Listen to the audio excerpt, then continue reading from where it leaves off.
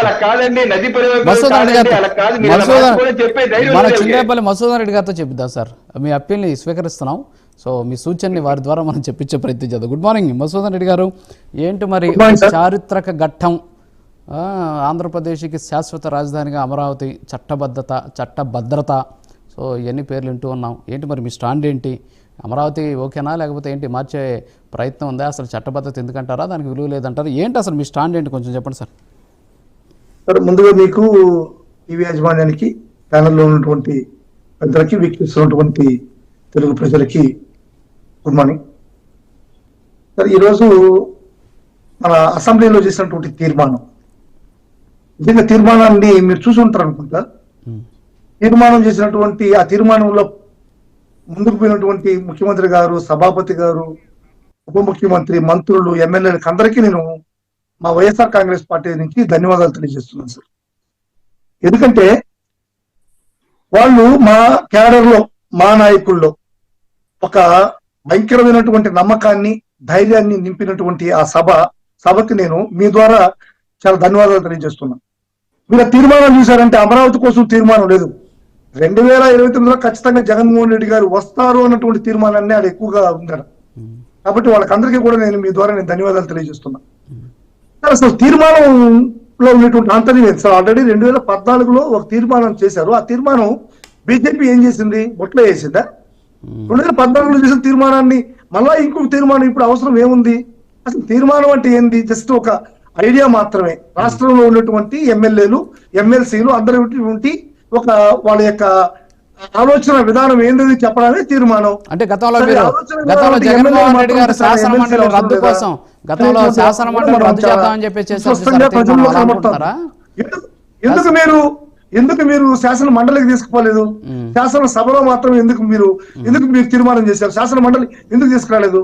అంటే మీ ఉద్దేశం ఏంటంటే ఆడకి తీసుకెళ్తే వీళ్ళు ఏమైనా అపోజ్ చేస్తారు కాబట్టి వైఎస్ఆర్ కాంగ్రెస్ పార్టీ రాజధానికి వ్యతిరేకం అనేటువంటిది మీరు ముందుగా ప్రజలకు చెప్పారు. మీరు తీసుకుపోతే కదా వైఎస్ఆర్ కాంగ్రెస్ పార్టీ అపోజిట్ చేస్తుందా లేదా అమరావతికి తెలుస్తుంది. మీరు తీసుకుపోకనే వైఎస్ఆర్ కాంగ్రెస్ పార్టీ అమరావతికి వ్యతిరేకం అంటారు. మా పార్టీ ఎప్పుడు కానీ అమరావతికి వ్యతిరేకం అనేటువంటిది కాదు సార్. Very good. ఈయన ఏదో చెప్తున్నారు సార్, రవికిరణ్ గారు ఏదో చేసామని చెప్పిన విభజన చట్టాలు అవి చెప్తున్నారు. మీకు విభజన చట్టం పైన మీకు నీతి నిజాయితీగా విభజన చట్టం మీద మీకు ఐడియా ఉంటే, విభజన చట్టం మీద మీకు గౌరవం ఉంటే, భారతదేశం యొక్క విభజన చట్టాల గురించి మీకు నమ్మకం ఉంటే, ఆంధ్ర రాష్ట్రం విభజించేటప్పుడు విభజన చట్టంలో చేసినటువంటి పొందుపరిచిన విషయాలన్నింటినీ మీరు ఎందుకు ఈ రోజు ముందుకు తీసుకోవట్లే? కేంద్ర ప్రభుత్వం మరి విభజన చట్టంలో ఉంది కదా ప్రత్యేక హోదా ఇవ్వాలని ఆంధ్ర రాష్ట్రానికి. ఆ విభజన చట్టంలో ప్రత్యేక హోదా మోడీ గారు ఎందుకు ఇట్లా? రవికిరణ్ గారు విభజన చట్టం మీద మంచి అవగాహన ఉంది, మంచి నమ్మకం ఉంది కదా విభజన చట్టాల పైన రవికిరణ్ గారికి. అది మరి ఎందుకు విభజన చట్టంలో ఉన్నటువంటి ప్రత్యేక హోదాని మనకు ఆంధ్ర రాష్ట్రానికి ఇవ్వట్లేదు అనేది మనం చెప్పాల్సిన అవసరం ఉంది. ఇవన్నీ కూడా కంటి తుడుపు చర్యలు సార్. ఈ రోజు రాష్ట్రంలో చేస్తున్నటువంటి విధానాలు కానీ, కేంద్రంలో చేస్తున్నటువంటి విధానాలు కానీ, ఇవన్నీ కూడా ప్రజల్ని మభ్యపెట్టడానికి, ప్రజల్ని మోసం చేసేటువంటి జరిగేటువంటి ప్రక్రియలు. నిజంగా వాళ్ళకి చిత్తశుద్ధి ఉంటే, విభజన చట్టం పైన అవగాహన ఉంటే, విభజన చట్టం పైన నమ్మకం ఉంటే, పోలవరం ప్రాజెక్టులో వచ్చినటువంటి విలువలు కానీ, దాంట్లో విభజన చట్టంలో చేసినటువంటి పనులు కానీ, ఈ ప్రత్యేక హోదా కానీ ముందుకు తీసుకుపోవాల్సిన అవసరం పెద్దిరెడ్డి రవికిరణ్ గారికి ఉంది, మోడీ గారికి చెప్పాల్సిన అవసరం ఉంది. ఇక్కడ చెప్తే కదా విభజన చట్టం గురించి. కాబట్టి ఇప్పుడు ఇవన్నీ కూడా వేస్ట్ సార్. మన భారతదేశంలో ఏ ఒక్క రాజధానికి కానీ ఇటువంటి తీర్మానం అవసరం లేదు సార్. అదే ఇలాంటి పరిస్థితులు లేవు సార్, ఏ రాష్ట్రంలో ఇలాంటి పరిస్థితి లేదు. అంటే ఎందుకు లేదంటే కాదు సార్ మసూదన్ రెడ్డి గారు, మిగతా రాష్ట్రాలకు అలాంటి పరిస్థితి లేదు.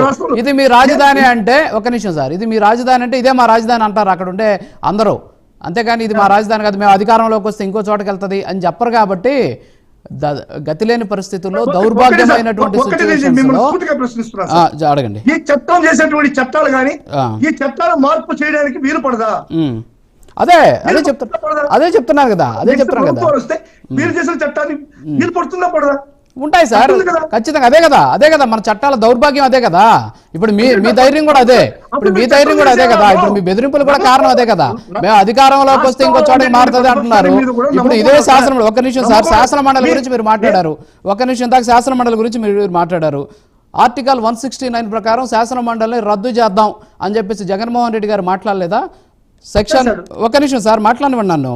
ఆర్టికల్ 164 నుంచి 167 వరకు ఏం చెప్తుందంటే రాజ్యాంగంలో అసెంబ్లీ చేసినటువంటి తీర్మానాన్ని ఖచ్చితంగా అది రాష్ట్ర అసెంబ్లీకి మాత్రమే విస్తృతమైనటువంటి అధికారాలు ఉంటాయి. ముఖ్యమైనటువంటి నిర్ణయాలు, బిల్లులు లేదా మండలి రద్దు వంటి అంశాలపై అసెంబ్లీలో సాధారణ మెజారిటీ తోటి నిర్ణయం తీసుకోవచ్చు. ఒకవేళ శాసన మండలిలో ఆ బిల్లు పాస్ కాకపోతే రెండోసారి అసెంబ్లీ కానీ ఆ బిల్లును కానీ పాస్ చేస్తే మండలితో సంబంధం లేకుండా ఆ బిల్లు ఆమోదం పొందినట్టే అని చెప్పేసి సెక్షన్ 164 నుంచి 169 వరకు చాలా స్పష్టంగా చెప్పబడి ఉంది భారత రాజ్యాంగంలో. మరి భారత రాజ్యాంగంలో చెప్పినటువంటి సెక్షన్స్ ప్రకారం తీసుకున్న నిర్ణయమే చల్లదు అంటే ఇంక నేనే మాట్లాడాలి, చెప్పండి సార్. ఇప్పుడు నేను శాసన మండలి రద్దు విషయం గురించి నేను మాట్లాడలేదు సార్. వద్దులేండి, అది శాసన మండలి రద్దు అయినప్పుడు మాట్లాడదాం. శాసన మండలి రద్దు అయిన తర్వాత దాని గురించి రద్దు కాకముందు శాసన మండలి ఉంది కదా. ఈ శాసన మండలిలోనే కదా మీ నాయకుడు మా మంత్రిగా కొనసాగాడు లోకేష్ గారు. శాసనసభ్యుడు కాదు కదా, శాసన మండలి ఉండాలా వద్దనేది కాదు ఇక్కడ. శాసన మండలి తీర్మానాలకు సంబంధించి రాజ్యాంగం ఏం చెప్తుందో మాత్రమే నేను చెప్పాను మీకు. శాసన మండలి ఉండాలా వద్దా, లోకేష్ అక్కడ ముఖ్యమంత్రి కాదా, ఇవన్నీ నేను మాట్లాడట్లా. శాసన మండలికి వెళ్ళకపోయినా పర్వాలేదు అని చెప్పేసి రాజ్యాంగంలో ఉన్న ఆర్టికల్ 164 నుంచి 169 వరకు చెప్తుంది. మీకు కావాలంటే ఇప్పుడు పంపిస్తాను, ఒకసారి మీరు చదివేసి. ఇక్కడ బిల్లు కాదు, ఇది తీర్మానం మాత్రమే. ఓకే, బిల్లుకు తీర్మానం